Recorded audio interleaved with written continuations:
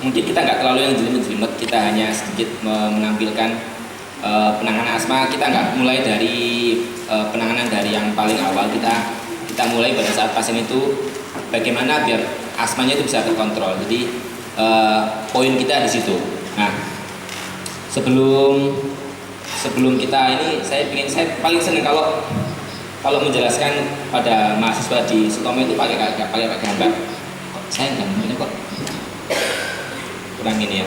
Jadi ini adalah gambaran baru kita. Sebenarnya apa sih penyakit asma itu? Ini kita nggak punya pointer ya. Jadi ini apa namanya, susunan saluran pernapasan kita. Jadi kita nanti biar tahu bagaimana kalau orang asma itu kondisinya seperti apa. Ini adalah percabangan dari bronkus, yang sini paru sebelah kanan, yang itu sebelah kiri. Oh, terima kasih Bapak. Oke. Sebenarnya ada gambar nggak? Ini kalau yang katanya kita pernah tahu ada alveoli seperti ini. Ini percabangan bronkusnya. Ini yang nanti akan menyempit kalau asmanya itu ada serangan. Ini biasa. Nah, ini di dalam saluran pernafasan. Ini kalau misalkan ada pemicu asmanya, bisa alergi, bisa debu, macam-macam. Ini nanti akan menyebabkan asmanya itu pemicu untuk menjadi asma itu kumat. Karena orang asma itu kan dia sudah punya bakat untuk asmanya, jadi tinggal pemicunya apa gitu. Oke, coba nanti kita, kalau ini dipotong melintang lah ini. Nah, ini bentuk saluran pernapasan kita. Ini waktu normal ini. Besarnya segini. Sorry. Nah, ini kalau pas lagi kumat, coba kita perhatikan. Ininya mulai mengecil, apa namanya, saluran pernapasannya. Terus di sininya juga nanti banyak dahaknya biasanya. Jadi orang asma itu pasti akan gejalanya, kalau nggak sesek dia pasti batuk. Nah, jadi ini nanti kalau misalkan dia datang ke UGD atau ke ini menimbulkan suara mengikik seperti itu. Ini karena mingkup. Bisa mingkup ya, tahu ya? Kalau bangga bahasa tidak, bahasa mingkup. Jadi ini yang menciut ya. Nah, ini nanti, kalau kita berikan pengobatan, dikasih seretide, nanti ini melipkan. Nanti yang tadi yang biru-biru itu ya. Sedikit kita overview tentang asma ya. Oke.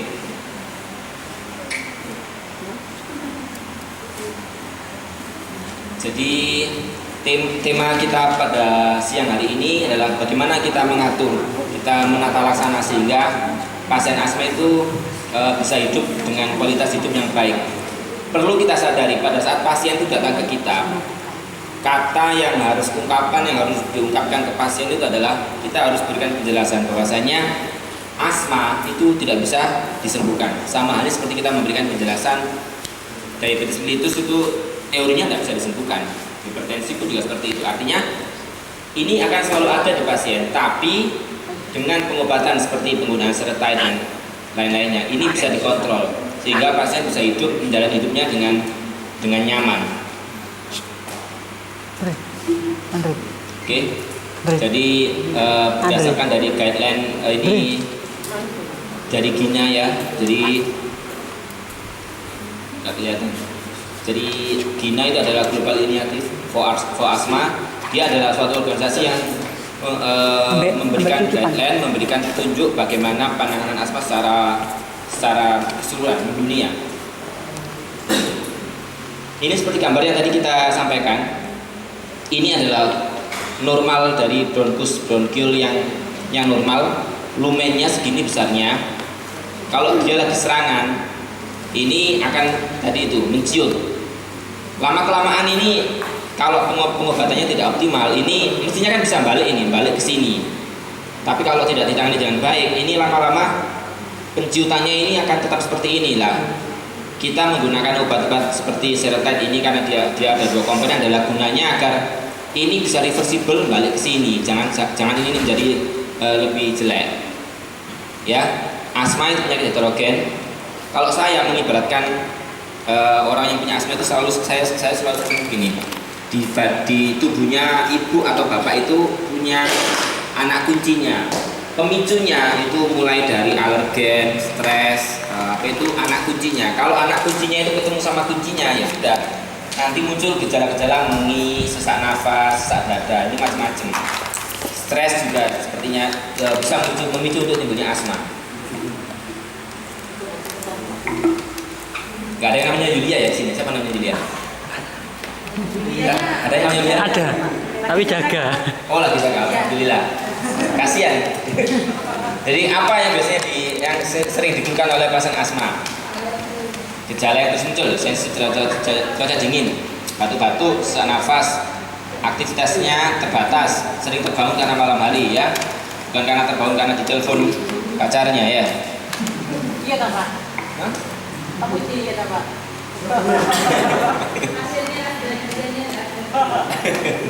Ya.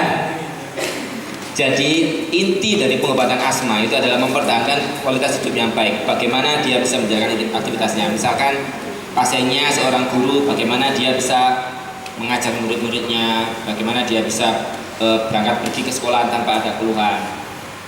Jadi itu adalah inti dari pengobatan asma. Jadi yang sering kita dapatkan, ya memang sih ini nih pengobatan menggunakan ini termasuk jenis yang lama ini, mungkin Ventolin. Nah, ini punya GSK yang lain. Ini yang lama ini. Dulu memang hanya kita dapatnya hanya Ventolin gini aja, Ventolin hanya isinya hanya pelega aja, seperti salbutamol gitu Pak.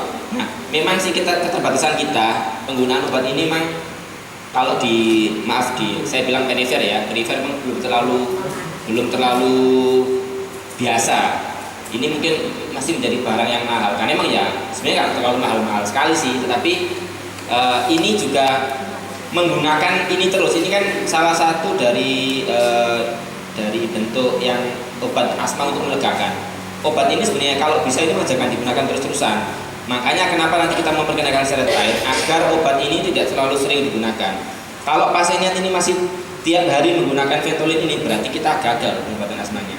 Itulah makanya kenapa kita nanti memperkenalkan apa sih kegunaannya seretide ini untuk biar ini nggak selalu sering digunakan. Gunakan pada saat sesak saja gitu.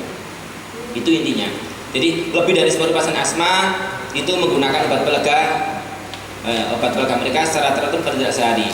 Nah, ini berarti apa? Yulia ini pensiunan 55 tahun ini berarti masih belum terkontrol karena dia masih menggunakan obat peleganya. Ini misalkan punya kita Ventolin, ini kurang ini berarti masih kurang pas. Nah, tujuannya adalah mencapai dan mempertahankan asma terkontrol pada tingkatan aktivitas yang normal. Nanti itu pasien-pasien yang datang dengan asma itu kita punya derajat terkontrol tidaknya. Ada asma terkontrol seperti yang dipegang sama teman-teman, ada ACT itu ya, asma control test. Ada 5 poin.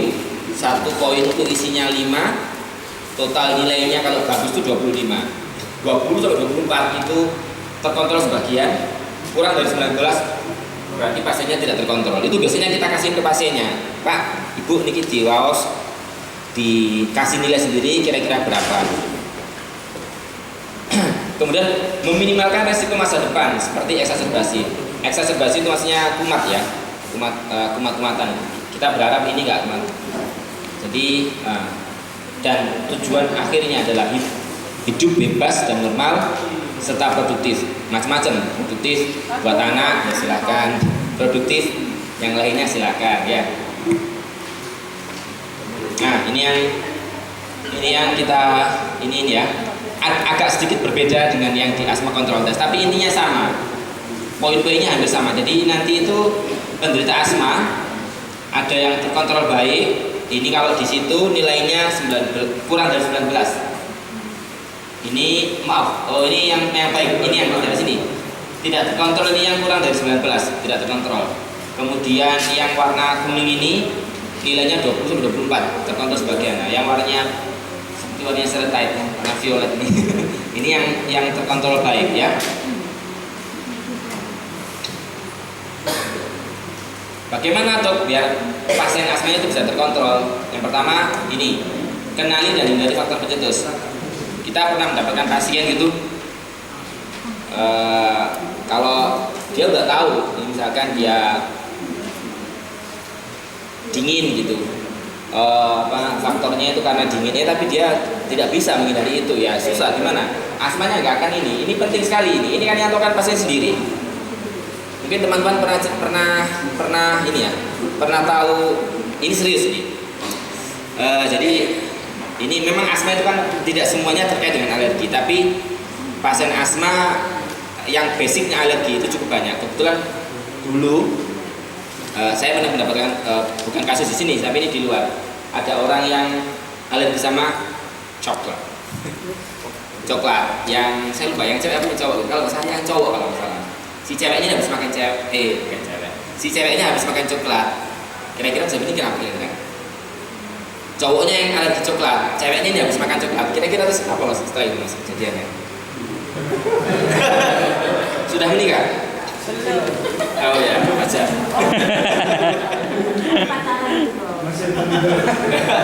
Jadi biasakan di luar ya, di luar negeri.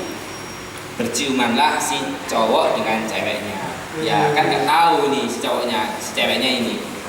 Terus muncullah alerginya. Kebetulan alerginya itu dalam bentuk asma, artinya saluran pernafasannya yang ini. Akhirnya ya sampai, dan kebetulan serangannya bukan hanya sekedar mengi, tapi sampai kan macam-macam ya orang serangan asma itu. Kalau kita datang di UGD mungkin ada yang ringan, ada yang sampai nggak bisa, sampai nggak sadar. Ini kebetulan yang sampai nggak sadar, jadi cukup berat. Jadi ini penting ini ya, kenali dan ikuti faktor pencetus. Ciuman maut ya. Kemudian yang kedua, mengajak pasien untuk senantiasa berkonsultasi ke dokter. Ciuman maut ya, betul. Jangan dilakukan hanya pada keadaan gawat. Risiko dan biaya akan lebih besar. Ini pakailah obat secara teratur. Kegagalan pengobatan umumnya karena tidak patuh memakai obat. Nah ini yang kita sampaikan, asma control test itu sudah menjadi sesuatu yang wajib yang kita inginkan di pasien. Ini yang seperti asma control test ya, agak sedikit beda dengan yang tadi. Kalau yang tadi itu kan seperti ini ya, poin-poinnya ini 1, 2, 3, 4. Kalau yang asma control test 5 ini. Nah ini. Yang pertama ini adalah aktivitasnya, bagaimana aktivitas sehari-hari, dia bisa beraktivitas apa enggak. Kemudian ini serangannya berapa kali. Kemudian ini terbangun di malam hari berapa. Kemudian yang keempat ini, nah ini masih menggunakan obat semprot berapa kali. Kalau dia menggunakan semprotnya itu lebih dari 3 kali, berarti lebih dari 3 kali paling jelek berarti. Jadi bukan berarti dok saya punya obat dok Ventolin di rumah, tapi kan terus bukan itu pak yang kita harapkan. Justru kita maunya itu bapak itu nggak menggunakan Ventolin terus-terusan. Kalau menggunakan Ventolin terus-terusan berarti saya dan pasiennya itu gagal pengobatannya. Ini berarti masih belum ini. Yang kita harapkan tuh ini malah justru tidak pernah, tapi gunakanlah Seretide salah satu sebagai untuk mengontrol. Nanti ada cara-caranya bagaimana Seretide itu digunakan berapa kali kan. Dia juga produk kita ini kebetulan produk dari GSK ini kebetulan ada ininya, ada yang 500, 250 dalam 100 yang dalam bentuk diskus, kemudian ada yang dalam bentuk inhaler ya. Terus bagaimana menilainya ini? Nah, ini tergantung pasien sendiri. Nah ini di total. Ada nggak yang tetangganya atau jangan-jangan ada yang sakit asma? Ada. Asma atau asmara? Asma asli. Oh gitu ya. Kalau asmara sama sampean aja nanti. Jika nilainya 25 selamat, berarti ini pasiennya terkontrol. Kalau antara 20 dan 24 berarti sebagian contohnya. Ya kalau ini kasihan ini kurang dari 20, artinya 19 ke bawah ya.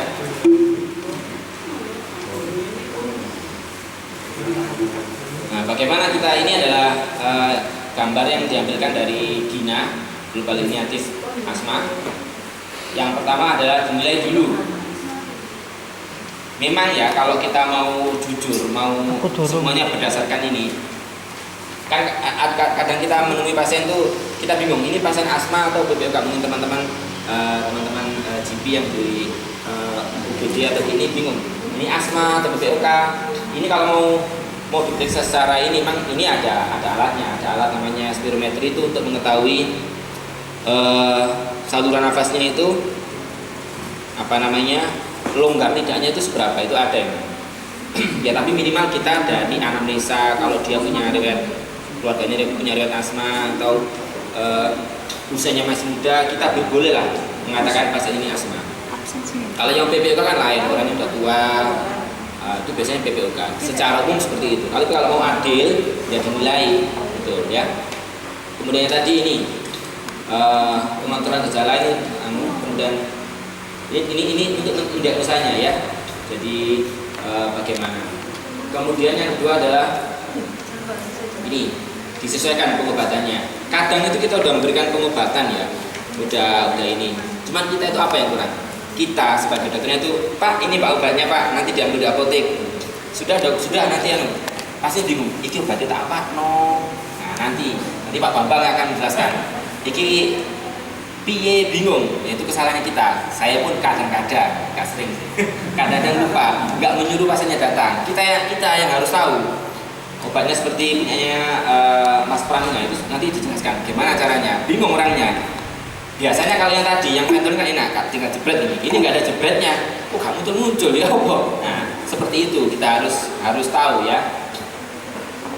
Kemudian ada strategi farmakologi. Kalau di Surabaya itu ada senam asma.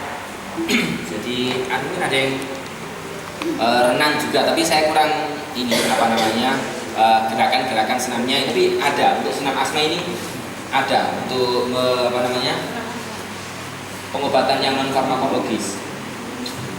Kemudian yang tadi ada di responnya, bagaimana efek gejalanya, bagaimana efek sampingnya, fungsi parunya juga dinilai masih jelek apa sudah cukup baik. Oke, sekarang kita pada produk dari GSK, GlaxoSmithKline. Ini termasuk ini mungkin termasuk pioner lah untuk yang seperti ini. Nanti cukup banyak kompetitor-kompetitornya di sini. Nah, ini kita bahas yang Zertet. Zertet itu isinya itu dua. Ini salmeterol sinafot sama fluticasone propionat. Ini kalau satu ini itu yang ada di dalam Ventolin itu.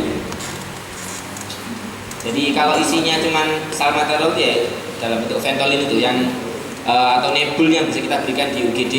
Ventolin ya isinya cuma ini toh. Oh sorry maaf, bukan salmeterol, salbutamol. Sorry, salmeterol ini hampir sama jenisnya, golongan beta agonis. Tapi jadi gini, obat Zertet ini itu kenapa isinya dua? Ibaratnya pasangan. Ini tuh saling melengkapi. Ibaratnya Romeo dan Juliet gitu ya.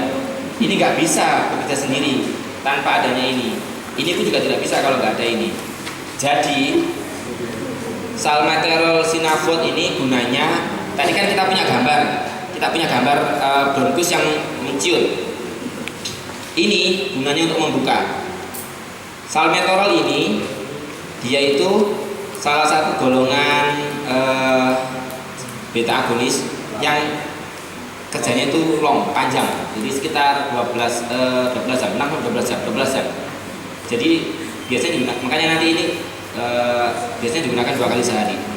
Nah yang fluticasone itu berguna biar mingkupnya itu nggak sering-sering. Jadi gitu ya. Jadi kalau salmeterol ini kalau mingkup ini dibuka pakai ini, fluticasone-nya itu biar nggak sering-sering menciut. Jadi ini saling melengkapi. Salmeterol nggak bisa sendiri kalau nggak ada fluticasone pun nggak bisa bekerja kalau nggak ada ini. Ada beberapa sediaan seperti punyanya GSK juga ada Visotet apa. Tapi kita fokusnya di sini karena emang ini kalau dalam satu kemasan harus berdua.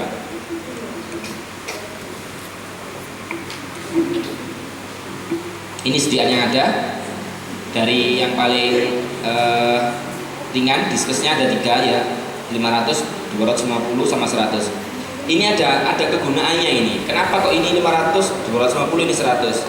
Nanti kalau dalam penanganannya ya, para dokter yang pasien yang asma datang, itu kan kita nggak tahu. Misalkan si A datang ke kita nggak tahu ini asmanya bagaimana.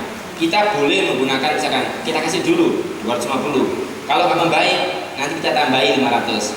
Kalau 500 dalam penggunaan dalam 3 bulan membaik, turun lagi ke 250, turun lagi ke 100 sampai nanti bisa diminimalkan. Jadi itulah gunanya kenapa GSK membuat sediaan seperti ini, karena nanti dia bisa lebih mudah untuk menurunkan dosisnya.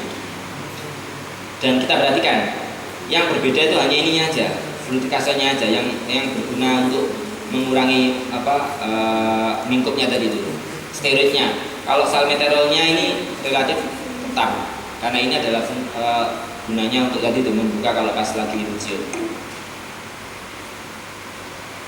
Nanti biar anu aja ini Pak Pram.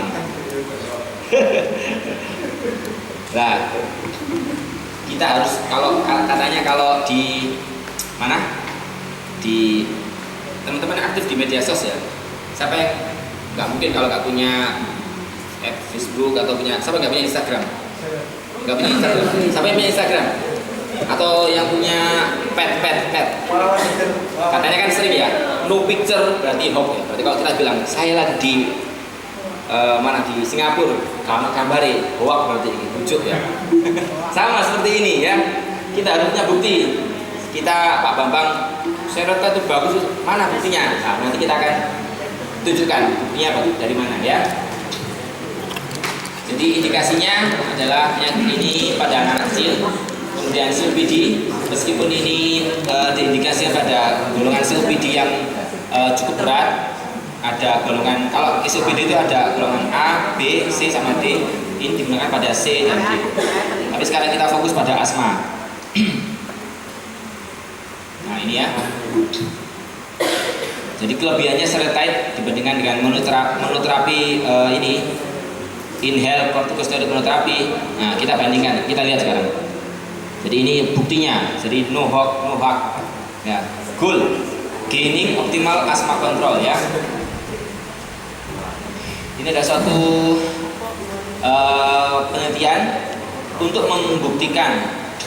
Ini punya GSK punya sendiri Pak ya. Nah ini kalau kalau saya. Ya, jadi GSK punya sendiri ini fluticasone ini. Tapi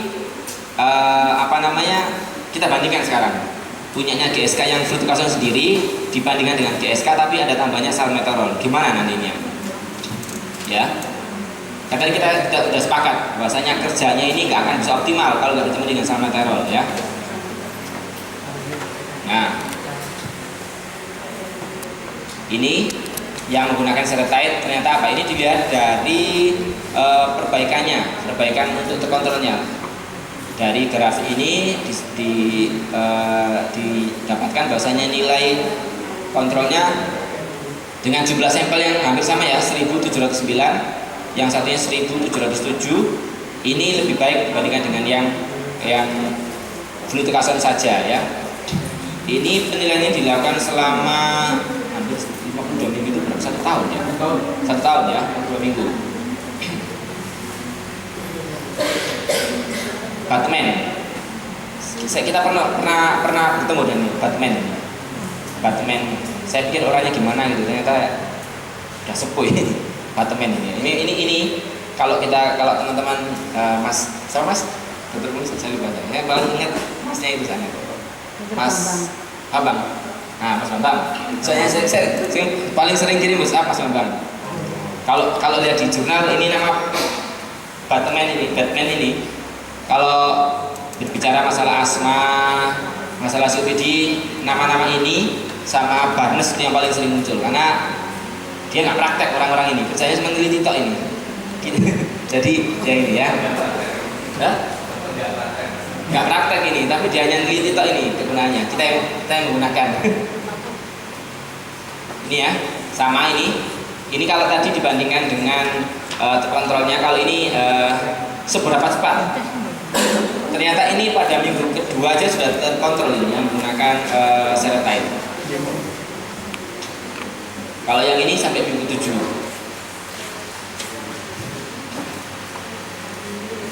Sama ya. Ini dengan dosis yang lebih kecil pun dia bisa dengan dosis yang lebih rendah ternyata asmanya bisa terkontrol ya. Harinya juga sama, jumlah harinya lebih banyak jumlah hari yang menggunakan salmeterol dan fluticasone atau seretide dibandingkan dengan yang tunggal. Eksaserbasi itu maksudnya kumat ya. Jadi angka kekumatannya, angka eksaserbasinya ini cukup menurun dibandingkan dengan hanya menggunakan fluticasone atau flixotide. Ini terutama peran dari yang steroidnya untuk menurunkan angka kekambuhan.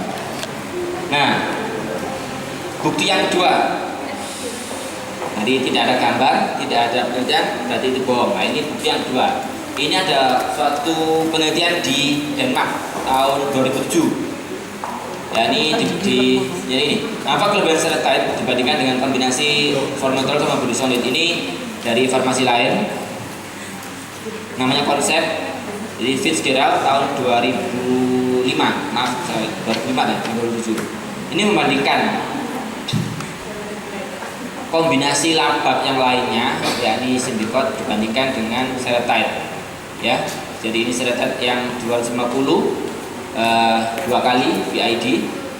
Kemudian yang ini kombinasinya formoterol budesonide tribualer. Kita lihat bagaimana. Jadi ini juga sama, 1 tahun 52 minggu pengobatannya. Jadi pasien pertama dibagi, ini adalah pasien-pasien yang menggunakan seretide, sementara ini adalah menggunakan formoterol dan budesonide. Tujuannya adalah membandingkan efikasi atau keberhasilan fixed dose, jadi dosisnya tetap seretide diskus 50-50 dibandingkan dengan Symbicort tribualer, dosis yang bisa dirubah-rubah, adjustable ya, selama 52 minggu. Untuk membandingkan hiperresponsif bronkus pada subset dari partisipan, ini adalah terutama peran dari fluticasone-nya serta untuk membandingkan keamanannya. Ternyata setelah 52 minggu, 1 tahun penelitian, ada hal yang kita dapatkan di sini, bahwasanya hari-hari bebas gejala, artinya pasien itu tidak mendapatkan gejala, ternyata jumlahnya ini lebih banyak dibandingkan dengan ini, meskipun perbedaannya hanya sedikit ya. Dengan jumlah sampel yang sama, ini 344, ini juga sama 344, ternyata ini lebih banyak dibandingkan dengan yang merah. Seretide punya hasil lebih baik ya. Kalau ini adalah lebih terkontrol dalam minggu keberapa, ternyata sama. Dalam minggu pertama pun ini relatif sama, tapi pada saat minggu terakhir ternyata ini lebih banyak dibandingin dengan yang formoterol sama budesonide. Ini yang paling penting ini, kejadian eksaserbasi atau kumat sesaknya ternyata ini lebih sedikit dibandingkan dengan formoterol. Saya tadi maunya ngambil ini, ternyata bayar. Saya lupa, saya bisa ngambil di kampus, di rumah bayar. Saya nggak bisa ngambil. Oh saya ini. Oke, jadi dari yang kita sampaikan, kita ingin memberitahukan kepada teman-teman, baik teman-teman perawat, teman-teman bidan dan juga kawan-kawan dari GP, bahwasanya yang perlu kita sadari bahwa asma itu adalah ada 2 hal yang utama, inflamasi sama bronkokonstriksi. Seperti gambar yang kita punya tadi, inflamasinya ini itu pekerjaannya steroid. Kalau yang kita punya fluticasone ini untuk mengatasi ini, bronkokonstriksinya atau mingkupnya bronkus itu tugasnya salmeterol untuk selalu membuka. Tujuan dari penatalasan asma adalah mencapai dan mempertahankan asma supaya terkontrol dan mencegah resiko. Pasien harus kita biasakan agar bisa menggunakan asma control test ya. Jadi kita ajari ya. Nah, kalau nggak bisa bahasa Indonesia ya kita ajarkan pakai bahasa Madura ya. Ada 2 penelitian di sini, goal sama konsep. Kalau ini adalah membandingkan punyanya GSK sendiri, salmeterol plus fluticasone dibandingkan dengan flutikason saja ternyata dinilai dari derajat kontrolnya, dinilai dari waktu lebih mana yang paling cepat, kemudian jumlah exacerbasinya, ternyata salmeterol flutikason memberikan hasil yang jauh lebih baik. Kemudian yang kedua, ini dengan senjata yang sama. Kalau ini punyanya Karna, ini punyanya Arjuna mungkin ya teman-teman ya. Senjatanya. Ternyata senjatanya Arjuna, salmeterol dan flutikason lebih baik. Jadi hasil yang signifikan lebih banyak pada hari-hari bebas gejala, penurunan yang lebih sedikit pada kejadian exacerbasi. Jadi nanti kunjungan ke UGD-nya agak kurang, tapi kunjungan ke polinya lebih sering. Nah ini tambahannya aja dari Batman lagi. Kalau ini adalah keamanannya ya. Dari nilai-nilai ini kita bisa mendapatkan kalau nilai keamanan yang lebih baik dibanding ini 69 dengan 67 ya. Ini perlu kita ini kan ya, suara serak, kandidiasis oral. Nah, ada lagi yang kadang-kadang lupa. Obat ini itu kan menggunakan steroid. Yang lupa itu pasiennya setelah kita udah benar ya, udah benar cara menggunakannya, udah tahu. Terus satu bulan lagi, dok, suara saya kok habis dok, sering sariawan, kurang vitamin C dok, apa? Kurang vitamin C siapa nggak tahu. Tapi ternyata ini kita lupa, kita punya steroidnya. Nah, tolong diingat kalau punya keluarga atau ini selalu berkumur ya setelah menggunakan ini berkumur, sehingga mengurangi kan itu kan obatnya kan dihirup dihirup apa dari diskusnya itu. Kan pasti ada yang sisa di sini selain yang masuk ke dalam saluran pernapasan. Nah itu kalau nggak dibersihkan bisa menimbulkan seperti ini, suara serak, kandidiasis sampai nyeri di ini ya. Jadi jangan lupa untuk memberitahu setelah pakai itu berkumur. Dan ini pun dibuktikan ternyata flutikason ini seretide ini lebih rendah dibandingkan dengan yang flutikason. Kadar kortisolnya pun juga ternyata lebih tinggi dibandingkan dengan dari yang flutikason. Artinya berarti dalam kondisi fungsi yang normal ini ya, tidak ada pengaruh terhadap beberapa jam kortisol setelah 1 tahun. Ini secara umum bahwasanya ada hal-hal yang perlu kita perhatikan kalau menggunakan steroid dalam jangka waktu lama. Kalau anak-anak harus diperhatikan pengawasannya. Jarang sekali penggunaan seretide dosis tinggi menyebabkan aritmia ataupun penurunan dari kalium ataupun potasium ya.